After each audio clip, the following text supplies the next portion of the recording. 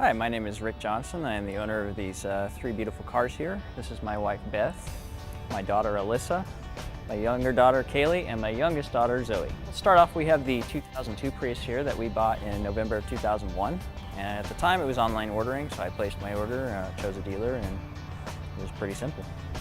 Come around July of 2003, Toyota offered what they called the Pioneer program, took advantage of that. Purchased the 2004 in October 2003. It was one of the first few in the United States. Toyota announced another Pioneer program for the 2010 called Prius Priority.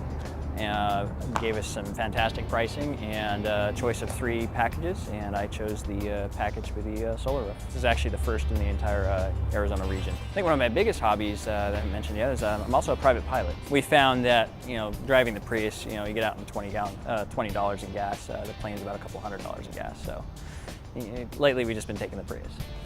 Actually, some of the funny stories I have, it was with the first one. There's a mode called stealth mode. If you have the air conditioning off, things like that, you really can't hear the car. So I used to have a blast, coming up behind coworkers, get up real close, they wouldn't hear me, and I'd just lay on the horn and then they just jump out of the way because you can't hear these cars coming. Yeah, I had that kind of fun once or twice, and then I realized well, maybe it's not so funny anymore. But I spend probably way more time than I should at PriusChat.com, promoting the car, answering questions. The biggest question they ask is, do you have to plug it in? And the answer is no. The car charges itself, so it's probably one of the things I find myself telling people probably the most often. That and, what's the gas mileage?